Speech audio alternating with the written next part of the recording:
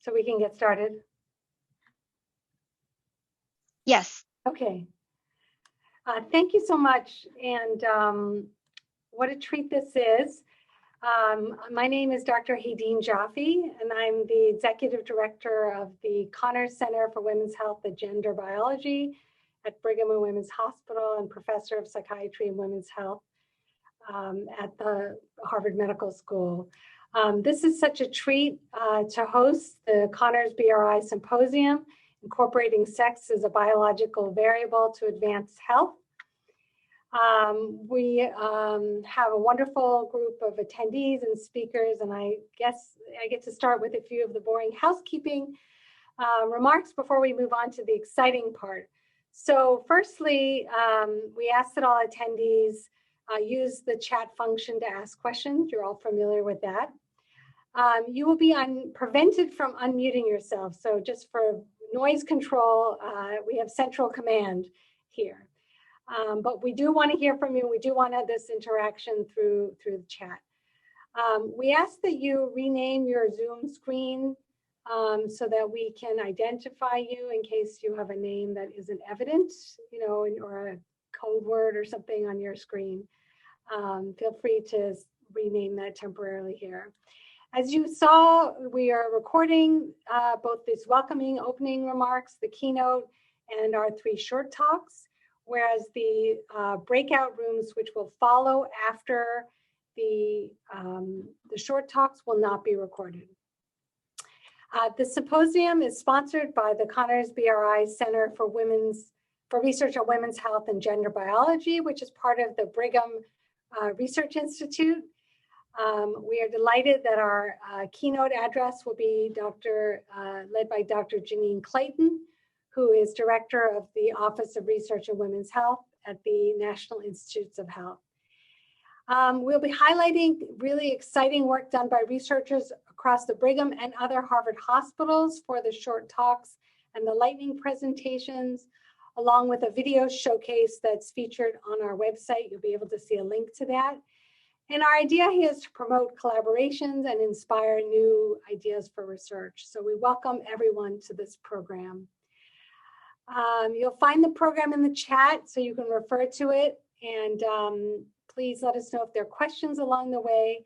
It's my pleasure to turn this over to Dr. Kathy Rexroth now to introduce the keynote presentation. Thank you all for joining.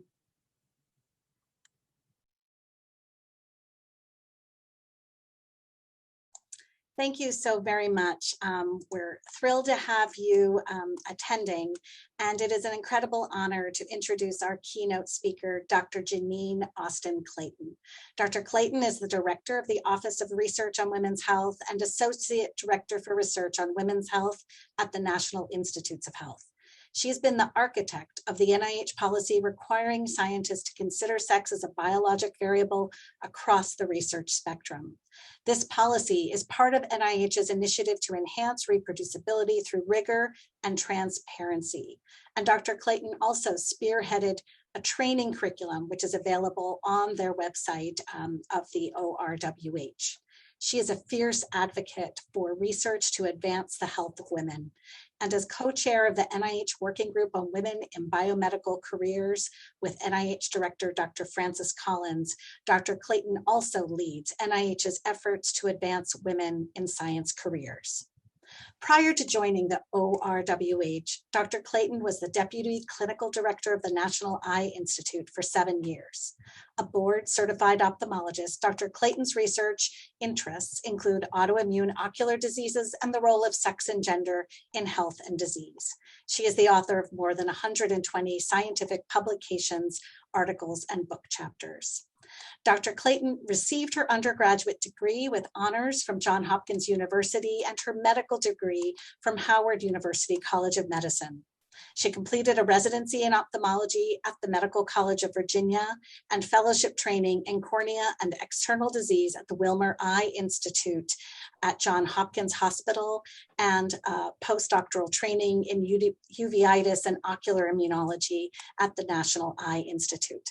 Dr. Clayton has received numerous awards, too many to tell you all of, but these include the American Medical Women's Association Lila A. Wallace Women's Health Award and the Wenger Award for Excellence in Public Service, the Bernadine Healy Award for Visionary Leadership in Women's Health, and the American Medical Association's Dr. Nathan Davis Award for Outstanding Government Service, among many. We are delighted to have her join us today for our symposium, giving the keynote address, Why Studying Sex and Gender is Square One. Dr. Clayton. Thank you so much, Dr. Rexroad, and thank you, Dr. Jaffe, for inviting me. Let me share my screen and we'll get started here. So I am going to confirm that you have the correct view. Great. Everybody's good? Okay, awesome. Thank you so much for inviting me. I'm excited to be here, and my stopwatch just went off. So I'll ask Dr. Rexroad, just give me a 5-minute warning in the chat because my stopwatch just did something funny, so I can keep going here. So why studying sex and gender is square one? This is so exciting and important to me that I am giving you all this talk for the first time. This is the first time I've used this title. It's the first time I'm using this particular talk. And it's so important that we chose this phrase square one, because everybody knows what square one means, right? At the beginning, from the outset. But it made me think about where that expression came from. And it actually initially came from a football pitch, which was actually divided into these squares that you can see I highlighted here. So from a historical perspective, this is where it originally came from. But the very first usage that I could find was in the United States was in the 1950s from this preliminary game called Snakes and Ladders, which is, in my day, it was called Chutes and Ladders, where you go up and you come to a square, and sometimes you get to go up on the ladder and sometimes you get to go back down in the chute. And that's really how life is. I have been using that analogy in my career talks. But square one is really the beginning, and we really absolutely need to consider sex as a biological variable, gender as a social construct at the starting point to get the maximum return on our investments in science for society. I've been beginning most of my talks by expressing my appreciation for those women, especially who were in the front lines of the COVID-19 pandemic. We are all amazed and benefiting from their dedication, and we want to recognize the incredible work it is for the vast majority of healthcare workers who are women to be at the front lines, for those essential workers who couldn't work from home, who are mostly women, to be delivering our groceries, and for everyone in between, how important it is to recognize them. I'm also very concerned about the potential impact of the pandemic on the scientific workforce of the future, recognizing that we are seeing reports of decreases in publications that are either first authored or senior authored by women. And in the surveys that NIH has done, where we sent out to both research institutions as well as investigators, we're hearing from investigators about the impact that the pandemic has on their career in terms of not being able to go into the laboratory, also because of additional responsibilities with homeschooling their children, taking care of everything else, and still trying to keep up with their work. So we're very, very concerned about those, and we are continuing to take steps along those lines to be able to ensure that the biomedical research workforce reflects the gender and other diversity of the nation as we move forward. So as I move into my bulk of my presentation, I'd like to pull forward the words of my colleagues. Dr. Klein here from the University of Maryland works in the blood-brain barrier. And she says that I have worked with vascular cells for 20 years. And up until maybe about 5 years ago, if you asked me whether the sex of my cells mattered, I would have said no. Then she worked on a difficult study, and she said the data appeared all over the place. But when she separated the data by sex, it all made sense. And this for her was an awakening for her that we should be studying this. And the blood-brain barrier is characterized by many things, but including the endothelial cells, vascular cells that line the components of the blood-brain barrier. And her article was a review article where she looked at differences by sex across many neurodegenerative diseases that have a compromised blood-brain barrier. Many times we don't know which came first. Was it the compromise in the blood-brain barrier, or was it the neurodegenerative disease that then compromised the blood-brain barrier? But she talks about all the ways that sex can be playing a role here, from a chromosomal, sex hormone level, even from just the fact that the physical properties of the arterioles in the brain are different in women and men. So the sheer stress in terms of stress on that endothelium is different by sex. So it just shows you how important sex can be. We know from work that was done by Olivia et al. That 37% of all genes display sexual dimorphism in at least one tissue. And in this case, for the transcriptome of the endothelial cells that are in the blood-brain barrier, this study of human endothelial cells showed that 14 to 25% of them, the transcriptome of those endothelial cells, is influenced by sex. So genetic level, transcriptome level, variety of levels, as you can see. And so as I talk about the Office of Research on Women's Health, I wanted to grab you first and make sure that you were with me on how important sex and gender can be. And these are our trailblazers. On the left, that's Ambassador Connie Morella. In the middle is Dr. Vivian Pinn, the first full-time director of the office. And next to her is Senator Mikulski from the great state of Maryland. And they were joining a recent advisory committee meeting. As you know, the Office of Research on Women's Health, or ORWH at NIH, was formed out of advocacy. It was a civil rights movement first, then the women's rights movement, and then the women's health movement that started with asking NIH, what are you doing for the health of women? And then it was Women in Congress, the Women's Caucus, a bipartisan, bicameral group that essentially demanded that NIH create this office in 1990. And our mission is threefold. We work to expand women's health research with the 27 institutes and centers at NIH that all perform women's health research in the context of their mission areas, whether it's the National Cancer Institute or the National Heart, Lung, and Blood Institute. We make sure that women and underrepresented minority groups are included in NIH-supported clinical research across the board on all those areas. And we want to make sure that women in biomedical careers advance. We imagine a world where sex and gender are integrated across the entire biomedical research continuum, and I'll talk about that. A world where every woman receives sex and gender aware, evidence-based treatment, prevention, and care according to her own circumstances, needs, and goals. And a world where all women in science reach their full potential. We do that with this NIH-wide strategic plan that has 5 goals, and the ultimate goal being the first goal. Our ultimate goal is to advance rigorous research that is relevant to the health of women. And we do that by working on methods, disseminating work, promoting training, and improving evaluation.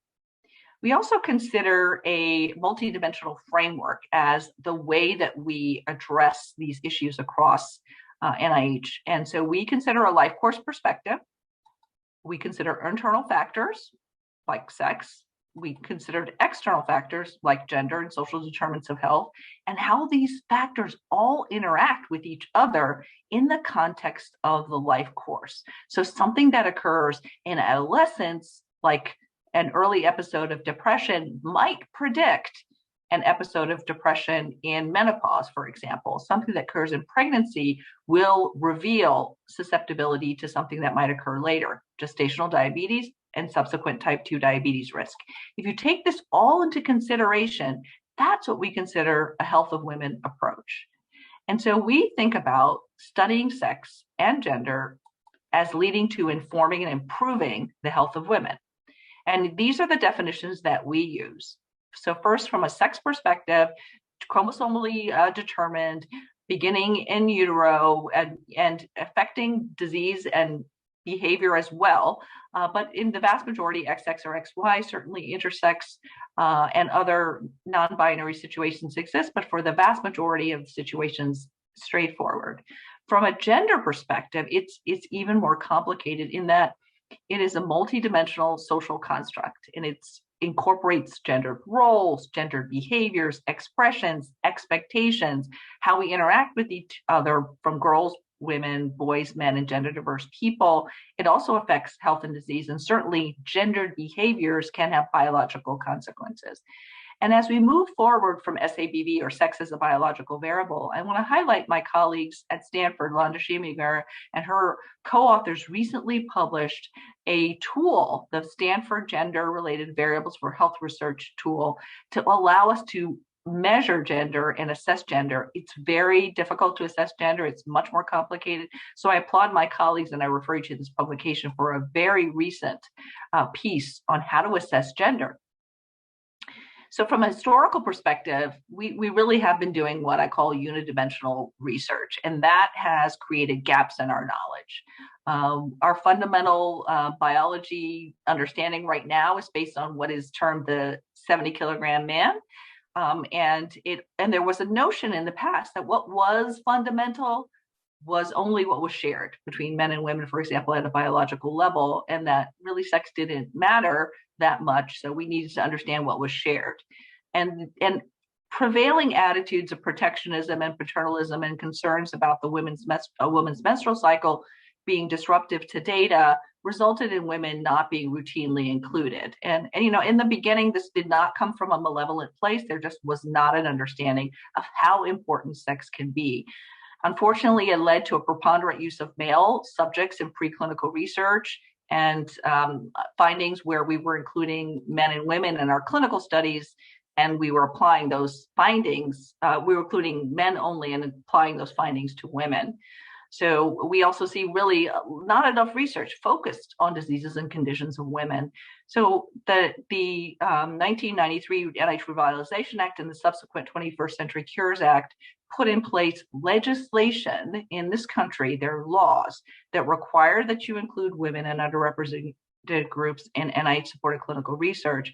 And for the first time ever, the 21st Century Cures Act requires that phase 3 clinical trials have their results, they're reported by sex, gender, race, and ethnicity into clinicaltrials.gov for trials starting after 2017. This is a major advance because up to this point, we had no control of how results were reported. And in a minute, I will tell you why that's important.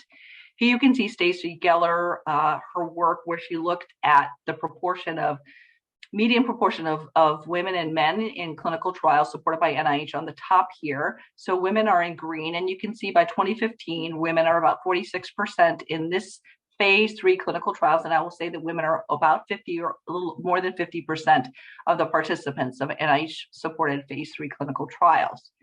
So that's good news. But when you look at whether those results from those studies had any of the primary outcomes, for example, reported by sex, which is in the royal blue there, 13% in 2004, 25% in 2009, which looks like we're going in the right direction, but that seems to have stalled in 2015. Only 1/4 of these phase 3 clinical trials had any of their primary outcomes reported by sex. And I want to pause there for a second because I want you to take that in. Phase 3 clinical trials, those are the studies where we are basing our clinical decisions based on this information. And we don't know if that treatment worked in men and in women. We just know that the treatment results were reported for men and women combined. So that's a problem, right?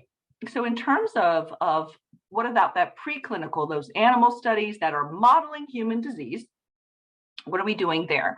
And this was a 10-year follow-up that looked at a huge number of papers across many different disciplines: neurology, immunology, endocrinology, physiology. So 9 disciplines and over a 10-year period in 34 journals. And the good news is they showed an increase in the percentage of sex-inclusive articles, meaning both males and females. And there were significant increases in neurology, immunology, endocrinology, and physiology. Unfortunately, the bad news is, even though there were more studies that had males and females, the percent of articles that actually performed an analysis of those males and females looking at sex did not go up. It only went up in one area, in pharmacology. All the other areas, it went down or stayed essentially the same. So significant increase only in pharmacology. So we see some progress, but not enough. And this paper just recently came out, and if you've seen some of the previous work by Zucker and Beery and Will et al. That looked at males and females in preclinical research, especially in neuroscience, you know that neuroscience is one of the areas that's been kind of on the tail end of making progress in this space. And they found in their publication that it's particularly critical to focus on what they term research articles, given that this published unit is the final common output of academic neuroscience research. And this is what they found. I'm going to orient you on the figure on the left. They looked at all of these studies across, these were animal studies, human studies, huge number of studies in neuroscience. And they categorized the studies as to whether they had males and females together, but sex was not considered, males and females together, but sex was considered an experimental variable, male only, female only, sex not reported, so that's sex omission. If sex not, that's called sex omission. And then hermaphrodites. This went from, this is from C. elegans all the way up to humans. So if you look at that figure, you can see that in the gray box, the largest proportion, 44% of these studies had sex not considered. Males and females were there, but sex was not considered. Okay. And then if you go to the next highest, it's the green, right? And that is with male only, right? The next highest is not reporting sex, which is that royal blue at 16%. And then the overall, if you look here on the right with the percentage of articles, if there were males and females included, only 15% of those employed sex as an experimental variable, looked at the results by sex, did anything by sex. So we can see while there is some improvement, in fact, they say for the first time in neuroscience, the majority of the articles reported using both males and females. So that they saw as success, but they also were concerned that there was still sex bias with more studies that only study males versus only study females. And they were very concerned that the studies that had both males and females did not, for the vast majority of the case, consider sex as an experimental variable. So still more work to be done. They also wanted to know whether this varied by experimental model. In this case, this is showing mice on the left. In the middle, in the top panel in the pie charts is humans in the middle and rats on the right. And you can see it does vary just by looking at these colors. They're not the same. In the middle, I was like, well, let me look at this human data. What does that show? I mean, you can see males and females for the most part included here, but sex not considered in 73.6% of human studies, okay? So clearly there's a pattern that differs by research, by model, but we still have a situation where even with humans, sex not being considered as in no experimental variable, no primary outcome by sex, that's still a problem. In the bottom panel, figure 3 here, they looked at these data by whether a study was NIH funded or not. And of course, I was really excited to hopefully see that there was some difference there, and there is no difference. These are based on studies that were reported in 2017. The SABV policy went into effect in 2016. So we're still hoping that means it's too early to show the progress that have our fingers crossed to see. So as I talked about sex, it operates at multiple levels, at the subcellular genetic level, of course, and at the system level, say the nervous system, which I was just talking about, more systems than just the reproductive system, right? It matters at the level of the organism, whether that is xenopus or people, that still matters at that level too. And it matters at the level of culture because it affects attitudes about how we approach our patients when they engage with the healthcare system, the likelihood of people to report symptoms, for example, of depression, the likelihood of a sex or gender discordant patient-provider interaction to change the nature of that interaction. And then everywhere along this way, all of these levels interact with each other. Okay, so you could say that sex could matter at any level, in any system, in any part of a system, and it differs by developmental stage.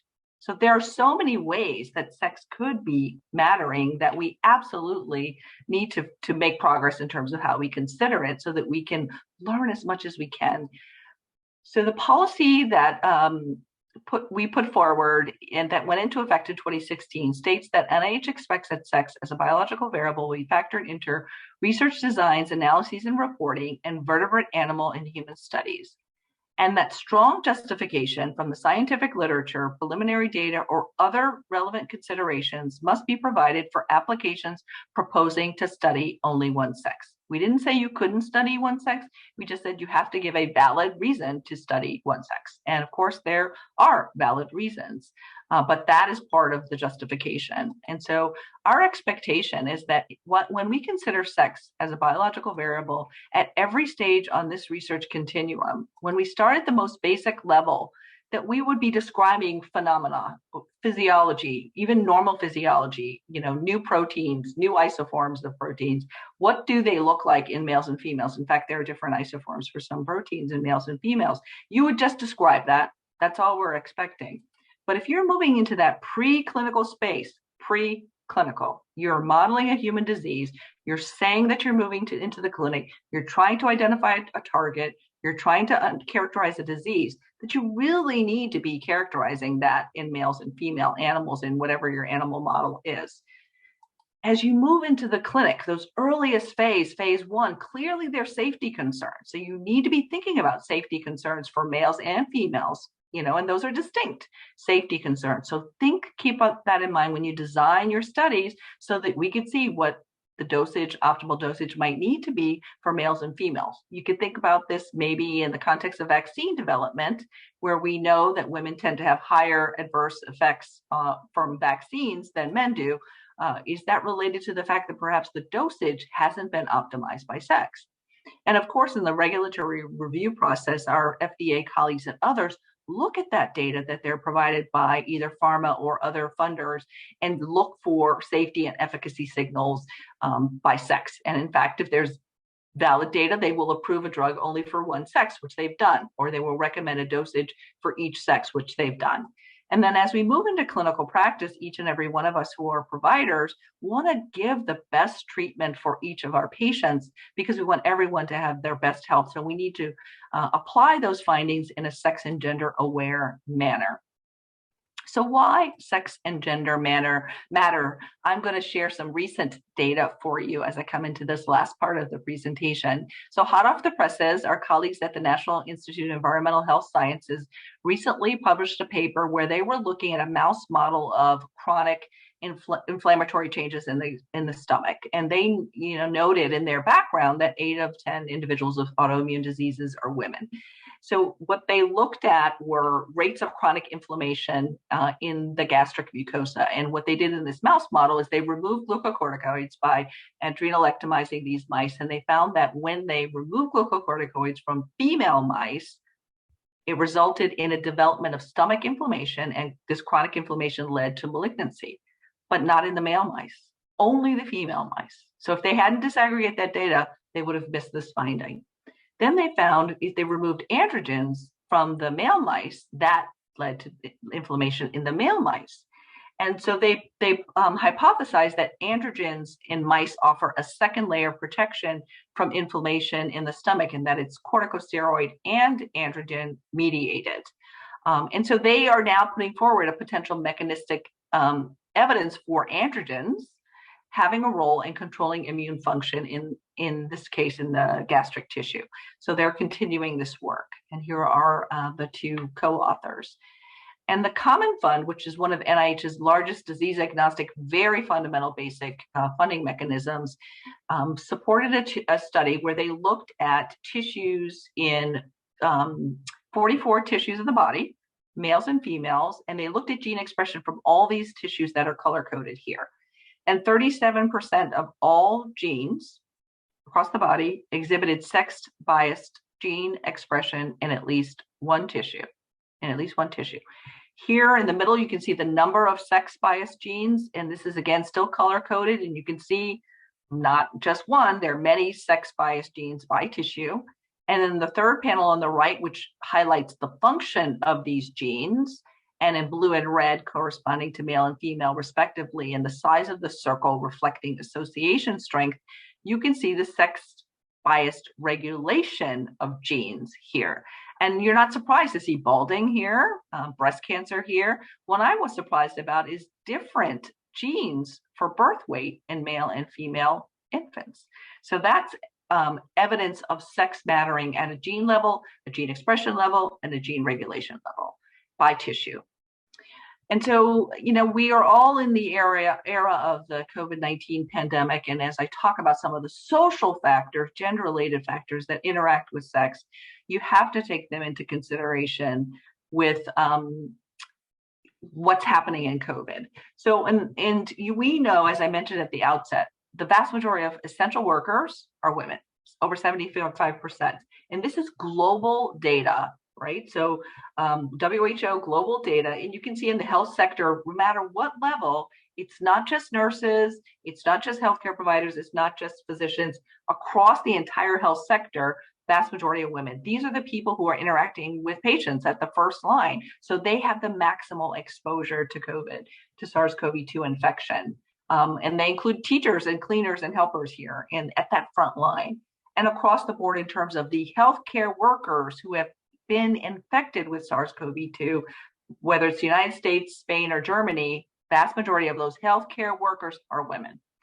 And on the right here, we're talking about the proportion of a particular role in society and how many women there are in society. So teachers would be a good example, that the vast majority in most countries for teachers are women. So you can see up in the upper right here, this is share of female employment on the x-axis, okay? So in the right side, this is more women in that area, in that sector. And the y-axis is your occupational risk score for developing COVID-19. So this upper right quadrant is high risk, and it's also highly feminized, right? Healthcare professionals, personal care, teachers, personal services, and there's some other that are highlighted here. So women have been really hit coming and going with the COVID-19 pandemic. And when you look at whether there might be some differences, we are hearing, of course, about the mortality differences. We hear frequently about highest mortality rates in older men as compared to women. And there's some immune system differences that may be playing a role there. But I would say we also need to dig a little deeper and look at that intersection with race and ethnicity and with age. And there are 2 states in the United States that are reporting data by sex, gender, and race ethnicity along with age, and they're Georgia and Michigan. And in both Georgia and Michigan, Georgia's on the left here, Michigan on the right, these are rates by race, ethnicity, and sex. Okay, so the light gray bars are men, and the dark gray bars are women in each of those racial and ethnic groups.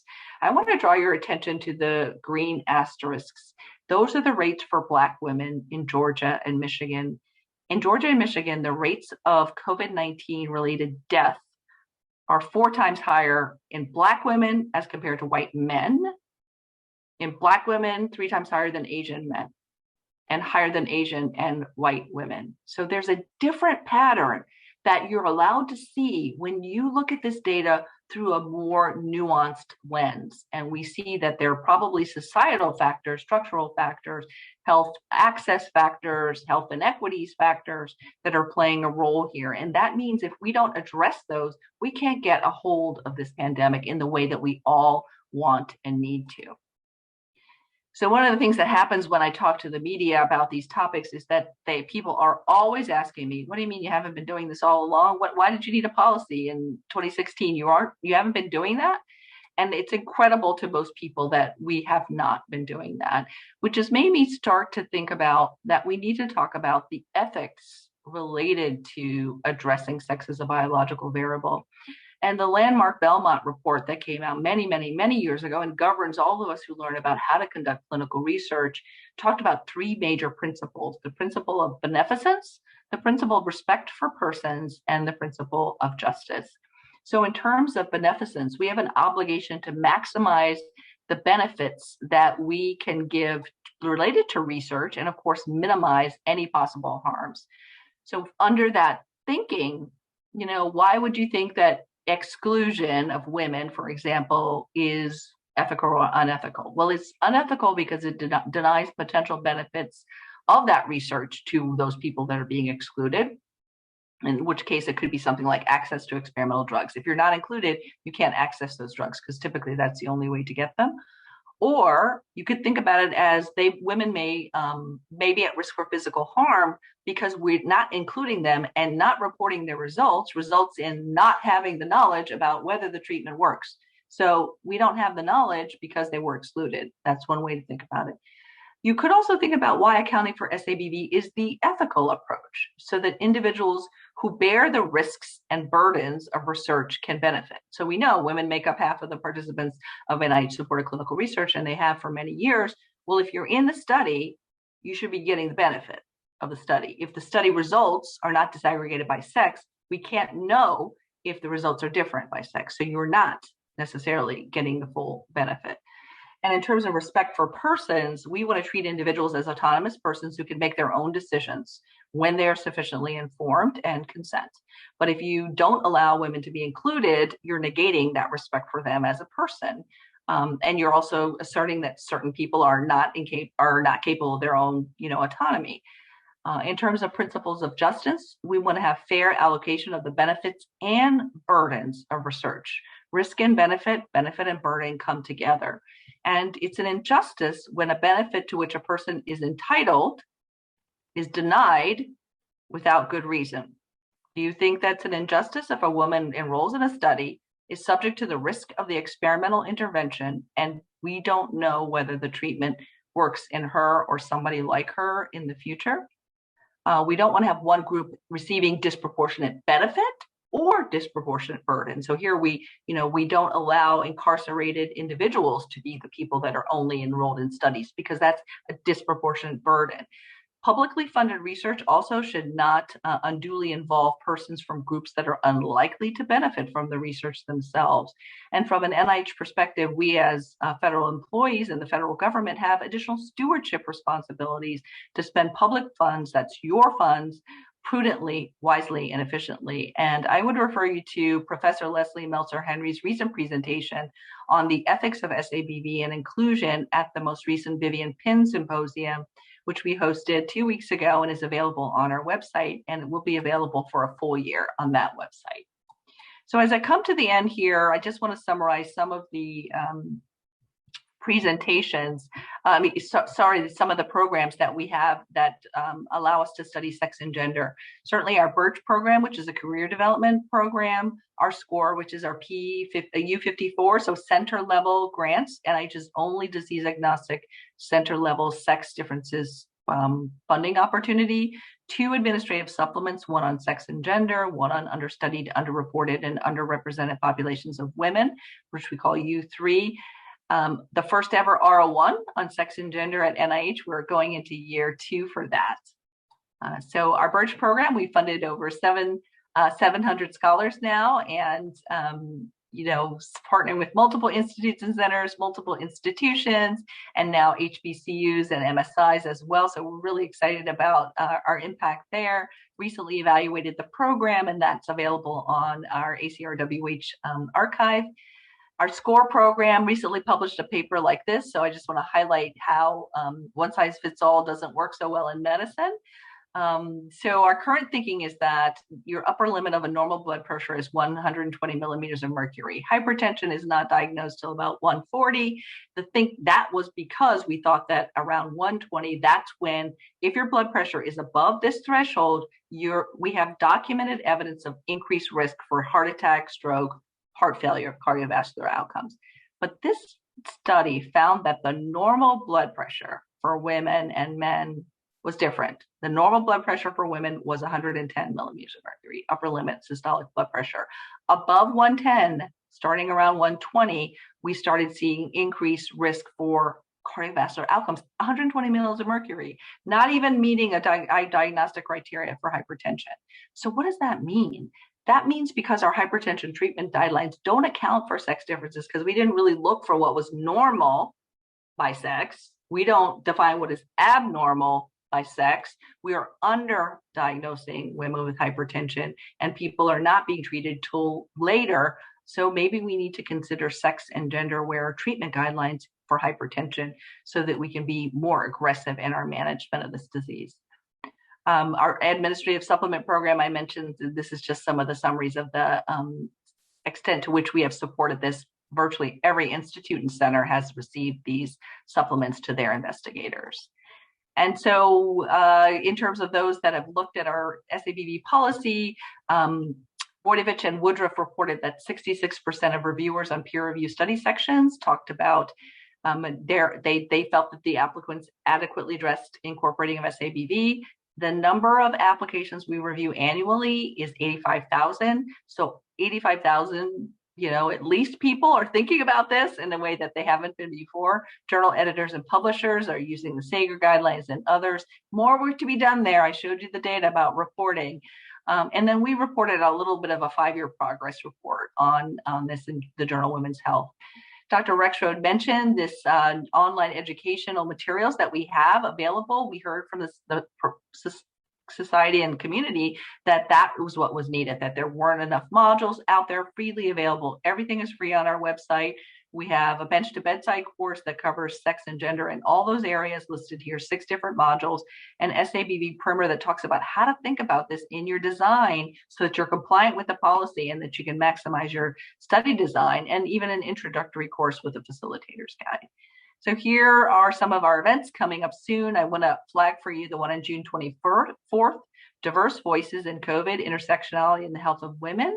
You'll be hearing about intersectionality and how important that is in COVID-19, so join us there.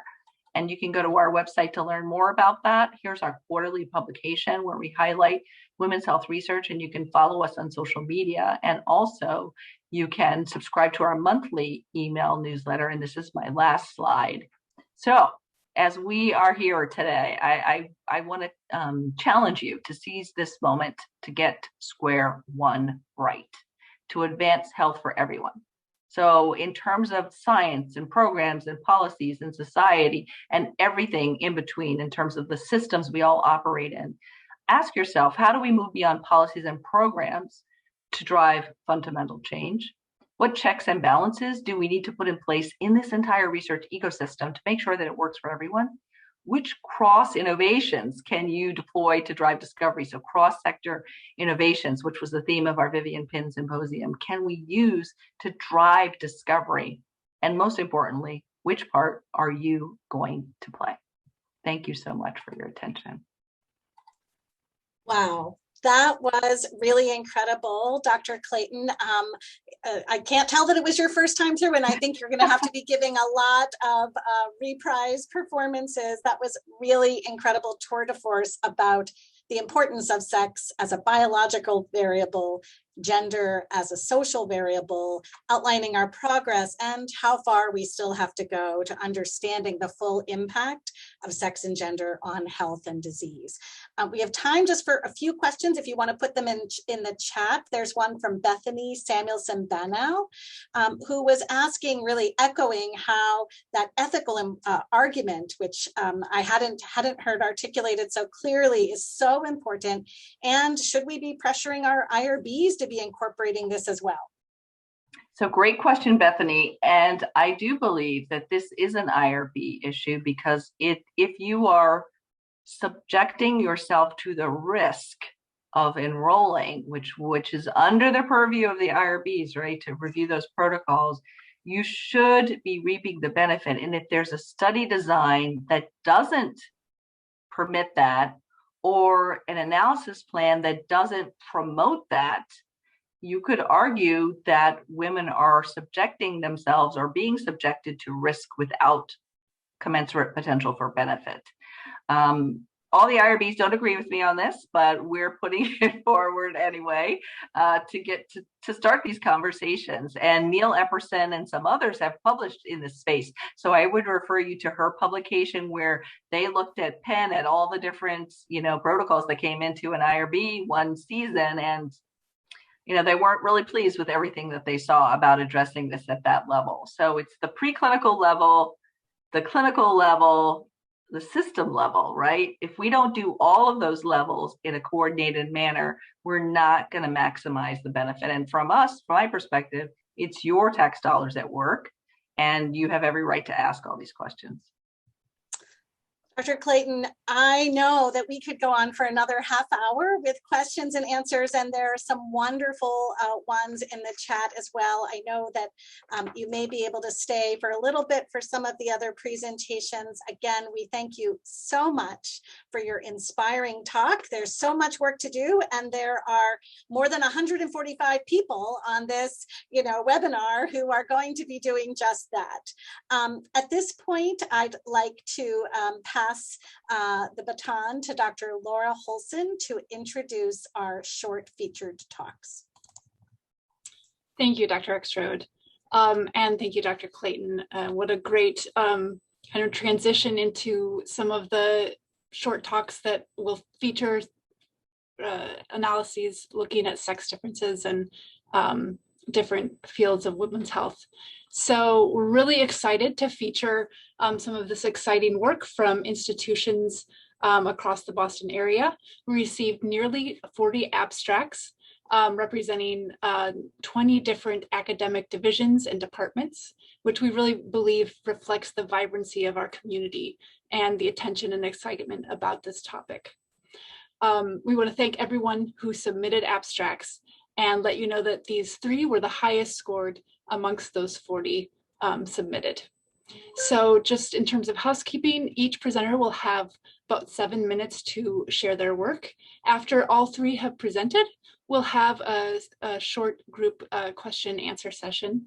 If you at any point during the talk have a question, please post that to the Q&A. And because we will be having the Q&A for all 3 at the end, please indicate which speaker you have that question for. So we're going to start with Dr. Ji Hu.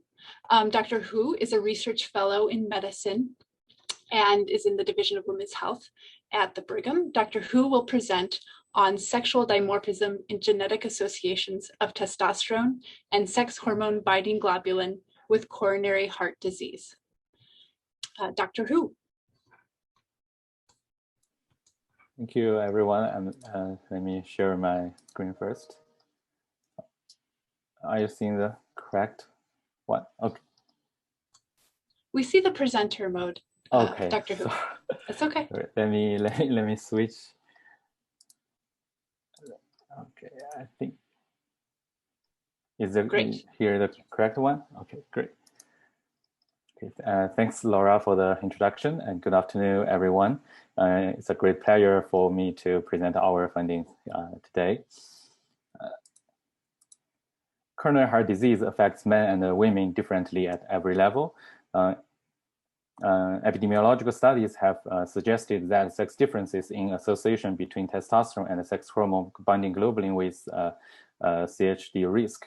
However, whether such sex differences were caused by differences in levels of sex hormone biomarkers or their biological functions remains unknown. Sex-stratified GWAS can identify genetic variants showing sex differential effects, but whether there are sex differences in genetic regulations of testosterone and SHBG is unknown. Additionally, genome-wide cross-trait approaches are powerful tools to characterize shared genetic architectures between traits. Examining sex differences in shared genetics between sex hormone biomarkers and CHD could help review mechanisms underlying sex differences in CHD. However, such evidence is absent.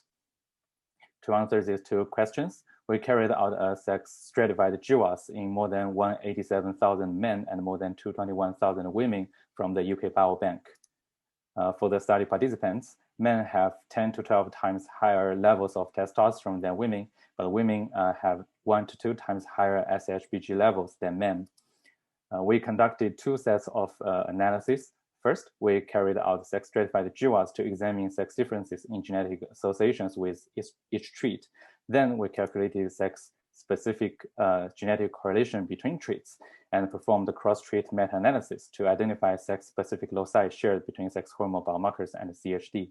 We further performed sex-stratified eQTL analysis to examine potential biological functions of the identified shared loci. This Miami plot shows the p-values from sex-stratified GWAS of testosterone. The green dots highlights the genetic variants showed significant sex difference in genetic associations. We found that the top signals for testosterone were very different between men and women. For SHBG, the top signals were relatively similar between sexes. We then performed a heterogeneity test for each treat to examine sex differences. Independent variants that reached genome-wide significance level in heterogeneity test were further grouped into 3 categories according to their association in each treat, in each sex.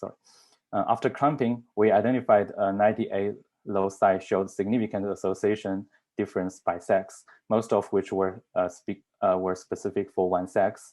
This scatter plot shows the beta coefficients of each locus in men against women, and most of these loci are distributed next to X or Y axes, suggesting that their associations with testosterone are sex-specific, and they have little or no association in the other sex. For SHBG, we identified 13 independent loci, different from what we saw for testosterone. Most of the significant loci are comparable between sexes, but the association are relatively stronger in men. And using LD score regression, we found that testosterone has a significant inverse genetic correlation with CHD in men, but not in women, while the genetic correlations between SHBG and CHD significantly differ by sex, suggesting that the shared genetics between sex hormone biomarkers and CHD might differ by sex. To further examine sex differences in the shared genetics, we performed the cross-treat meta-analysis to identify sex-specific loci that correlate about a sex hormone biomarker and a CHD. Based on sex-stratified GWAS of sex hormone biomarkers and CHD, we first carried out cross-treat meta-analysis to identify correlating variants using ASET. A significant CRV is defined when it is associated with biomarker and CHD at p less than 10 to the minus 5 and showed genome-wide significance in meta-analysis. Significant CRV were then compared between sexes to identify sex-specific correlatory gene. We identified 12 sex-specific loci correlating SHBG and CHD, 11 of which were men-specific and 1 was women-specific. We also identified 5 sex-specific loci correlating testosterone and CHD, and all of which were men-specific. And interestingly, 4 of these men-specific loci highlighted in a red font also correlate SHBG and CHD. And these identified loci were mapped to genes that are previously related to CVD, blood lipids, diabetes, and circulating metabolites such as isokinetins and ceramides. A few genes are also related to sexual dimorphism in anthropomic traits in recent sex-stratified GWAS studies. To further examine the potential biological functions of the identified sex-specific correlatory loci, we estimated their association with tissue-specific gene expression using data from the GTEx project. Sex-specific EQTL was defined as a SNP that is significantly associated with gene expression in at least one sex, and the SNP association and the SNP expression associations significantly differ by sex. In this analysis, we identified 16 SNP expression pairs showed sex-differed associations in different tissues, most of which are in brain tissues. We also observed 9 pairs in men-specific tissues and another 9 pairs in women-specific tissues. In summary, we observed significant between-sex heterogeneity in genetic associations between testosterone and SHBG. We identified genes that correlate testosterone and SHBG and CHD with the correlation effect specific to one sex. The observed between-sex heterogeneity may contribute to sex differences in CHD etiology and may provide potential sex-specific preventive or therapeutic targets for CHD. And finally, I want to thank the UK Biobank, my mentors, Kathy and Liming, and my co-authors. Thank you very much for listening. Thanks very much, Dr. Hu. That was wonderful. Again, we'll hold questions until the end of all 3 talks. And so now I'd like to introduce our next talk, Dr. Camila Lopez Ramos. Dr. Lopez Ramos is an instructor at the Harvard H.T. Chan School for Public Health. Dr. Lopez Ramos will present on network medicine approaches, reveal sex differences in lung cancer gene regulation. Again, please post your questions to the chat and specify which speaker the question is for.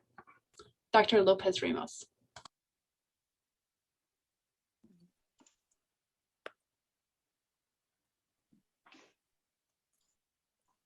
Okay. So I guess you see my slides. Yeah, okay, great. So I'd like to start by thanking the opportunity to present on such an important symposium. And today I want to talk about how we can use network medicine approaches to better understand sex differences in lung cancer. So the rate of lung cancer diagnosis has decreased for men, but it has increased for women in the last 30 years. And this cannot be only explained by increasing smoking prevalence in women. So today, lung cancer kills more women than any other cancer.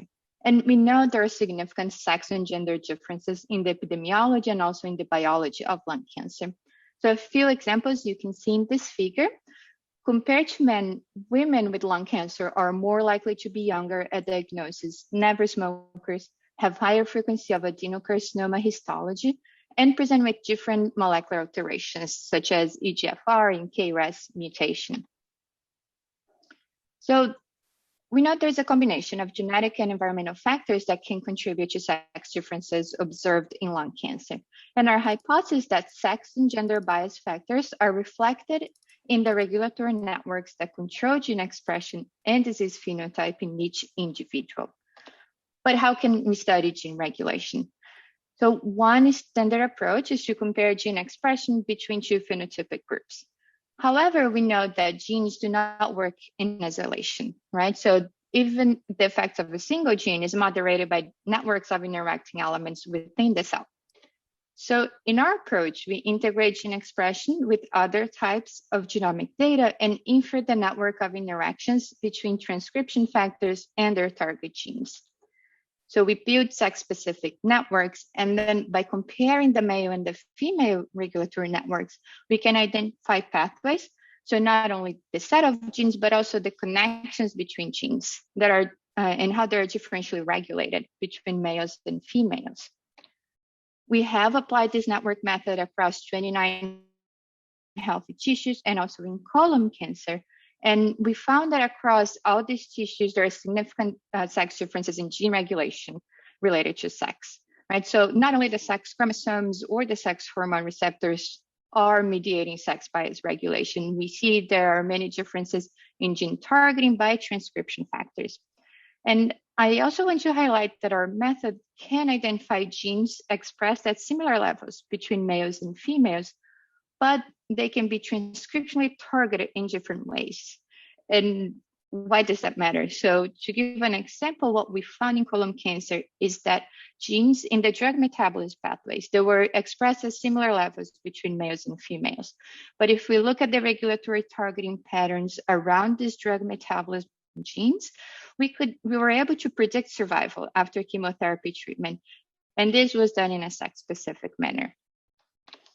So now I'll present our ongoing project to study sex differences in lung cancer. So for this project, we use gene expression data from normal lung tissue in the GTEx dataset and lung adenocarcinoma in the TCGA dataset. And we inferred hundreds of regulatory networks. I'll start by showing the sex differences we found in normal lung tissue. And we started by evaluating how cancer genes are regulated in normal lung tissue because this could help us understand sex differences in lung cancer incidence, right? So in these normal tissues, when we compare cancer genes with non-cancer genes, we found that cancer genes have higher in degree, meaning they have more direct connections to transcription factors. Cancer genes also have higher closeness, meaning they have shortest distance to all other genes in the networks. So what these results tell us is that probably cancer genes occupy places in the network that are more likely to influence the entire network most quickly. So, okay. So next, we asked ourselves, whether these cancer genes were differentially connected in the male and the female networks. And yes, we found that in the female networks, represented here in red, many oncogenes and tumor suppressor genes have more connections, so they have higher degree. And also these cancer genes are closer to all other genes in the network. They have higher closeness. So these findings indicate that it is more likely that an alteration of a cancer gene, which can be by mutation or methylation, for example, this will have a greater impact in the female regulatory network. I also highlighted here these 3 genes, and these are all tumor suppressor genes that escape X chromosome inactivation in females. So in particular, KDM5C is an epigenetic modulator that profoundly influences the expression of many downstream genes. We also identified transcription factors master regulators, which are those transcription factors that reach most genes in the networks. So many of these master regulators were sex biased, meaning that they can reach different genes and pathways in males and females. For example, in females, there is higher targeting of many cancer pathways, including Lynch, NOTCH, and P53. And in males, there is higher targeting of the DNA repair. So now I'll show the sex differences we found in lung adenocarcinoma. So when looking at cancer tissue, we also found the regulatory network is organized differently in males and females. So there are many regulatory process sex biased in lung adenocarcinoma. In particular, we found that the metabolic process and ciliary movement are highly targeted in males, while angiogenesis, cell differentiation, and chemotaxis, which are important for tumor cell migration, these pathways are highly targeted in females. So to conclude, we found that normal lung and adenocarcinoma have significant sex differences in transcription factors, regulatory patterns. Cancer genes and pathways are more strongly connected in the regulatory networks of female normal lung, and this may help explain why females are at greater risk to develop lung adenocarcinoma. Finally, we also found that processes related to cancer development are highly targeting the female lung adenocarcinoma. For example, angiogenesis, cell differentiation, and chemotaxis. So I just want to finish by thanking everyone involved in the work, especially Dr. John Quackenbush and Dr. Don DeMeo.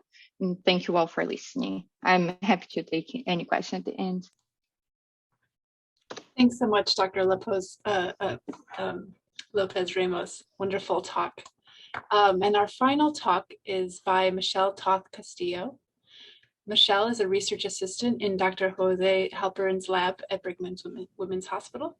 Michelle will present on plasma glycated CD59 accurately predicts early gestational diabetes. Michelle? Thank you so much. Just going to display this. All right, wonderful. Can we see it right?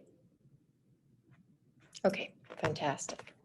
Well, so first of all, welcome to all, and thank you so much to the organizers for this opportunity to present our work. This is our interest disclosure. And so our lab described a link between the complement system and diabetic complications, where the activation of the complement system forms the membrane attack complex, or MAC, a macromolecular port with the capacity to damage or even lyse the target cells. So mammalian cells are protected from the complement attack by an array of soluble and membrane-bound proteins, including CD59, an inhibitor of MAC formation. What we found was that when CD59 undergoes glycation, which is the non-enzymatic attachment of glucose to proteins, its function is inhibited. CD59 is universally expressed in mammalian cells. From there, it's detached by phospholipases and a soluble form goes into the blood and urine where it can be measured.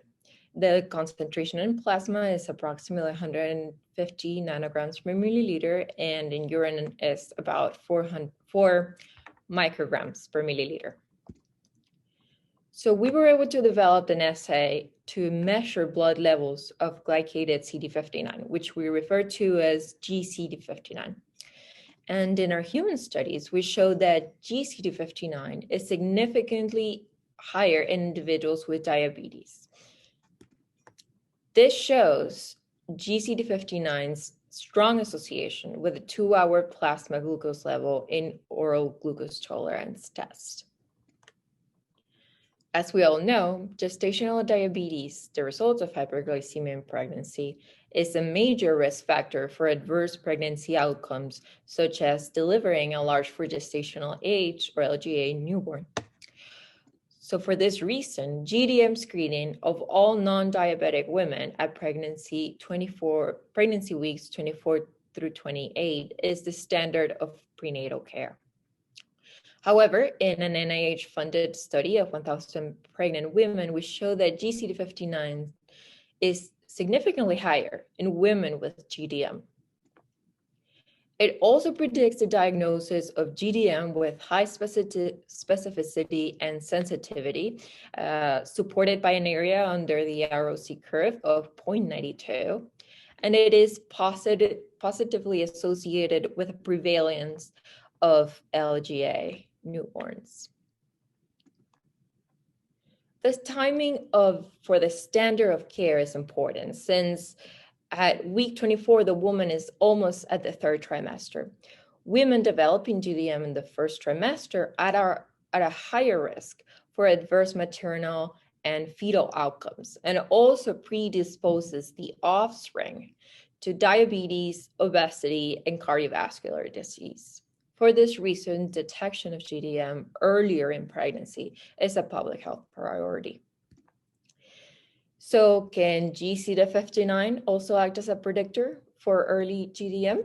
Well, we measure GCD59 levels in samples from the DALI study, a pan-European prospective randomized interventional trial for prevention of GDM in obese women.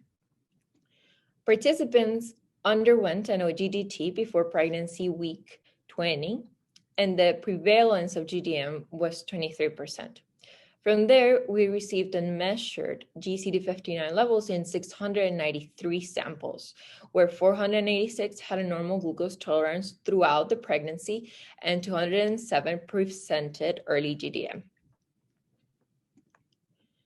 So as you can see, the results show that GCD59 was significantly higher in women with GDM than compared to those without.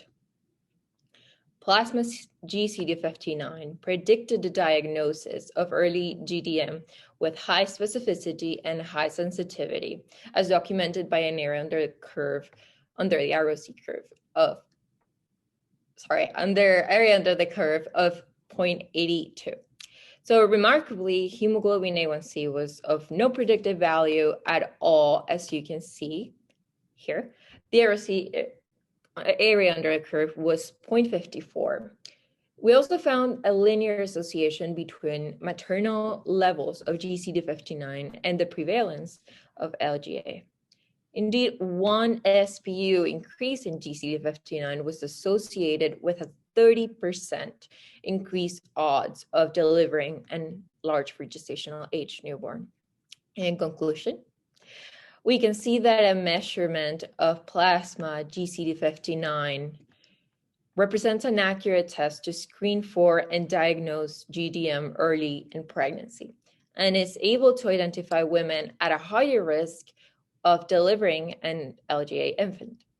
This allows us to identify the mother-infant pairs at a higher risk of abnormal pregnancy outcomes with a more comfortable and practical test. Once more, thank you to the Brigham Research Institute Connors Center for offering us a chance to share these important results, to Dr. Halperin for his vision and dedication, and thank you to the audience for your attention. Wonderful. Thank you so much, Michelle, and thanks to all of our presenters. So we now have some time, about 10 minutes, for questions for our 3 featured presenters. We have a question for Dr. Hu from Rachel Buckley. Rachel writes, Dr. Hu, fantastic talk. Any thoughts to examine other sex hormones in this manner? She says, I know ADNI doesn't have estrogen collected, but I'm not sure whether that is also true of the UK Biobank. Thanks for the question. Actually, in the UK Biobank, we've found that SHBG and testosterone has a very large sample size, and we want to also include the analysis for estrogen, but the sample size is too small. So we did some of the analysis, but because of the limited sample size, we did not find any very significant hits, so we did not include it in this presentation. And for other sex hormones, I think I would like to check if the UK Biobank has some like new released data that have a more sex hormones biomarkers, so that we are glad to include that in the future analysis. Great.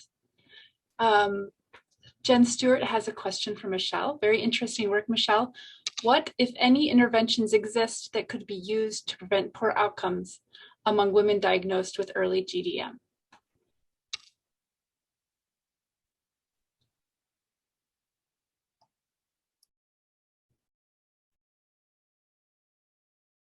Are you able to unmute yourself? Sorry, I couldn't unmute myself. I will let Dr. Halperin respond more thoroughly, but of course there's early intervention. There is more thorough follow-up with patients. I don't know if Dr. Halperin would like to add anything else. Dr. Halperin is present. Perhaps, yes, oh, great. Is that okay? Yeah, so early, as Michelle correctly said, the exposure to longer-term hyperglycemia for the newborn is more deleterious than shorter term. So early detection would be better for preventing abnormal outcomes. And then the interventions are initially exercise, weight loss, and if those interventions don't work, women will be treated with conventional therapies, including insulin treatment. Thank you, Dr. Halperin. We have another question for Michelle and Dr. Halperin. Michelle, this is from Joanne Manson. Great talk. Is it known whether GCD59 predicts maternal progression to type 2 diabetes? Go ahead, Dr. Halperin. It's an interesting question. Thank you. We have an abstract reporting that study at the upcoming meeting of the ADA, and the answer is yes.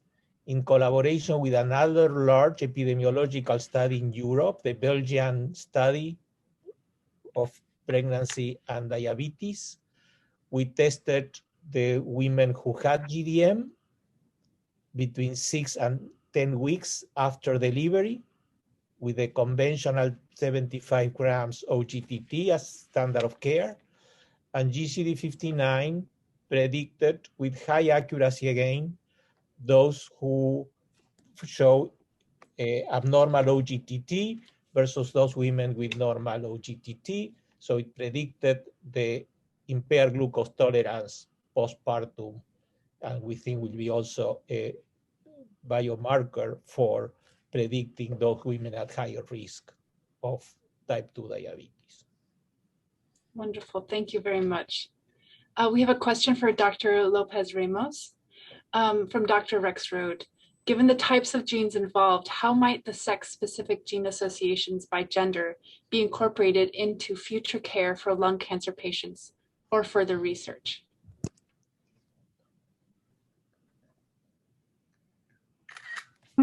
Yes, so what we found was we were focused on cancer genes regulation in the normal tissue. So it was very interesting to find that the females, even in the normal tissues, the female cancer genes, they have more targeting. They are I think this is important to consider going forward. It's because if there is an alteration, or we can even start going back and looking at GWAS associations, differentially regulating these genes, and then we can start to understand more why women are at a higher risk of developing lung cancer.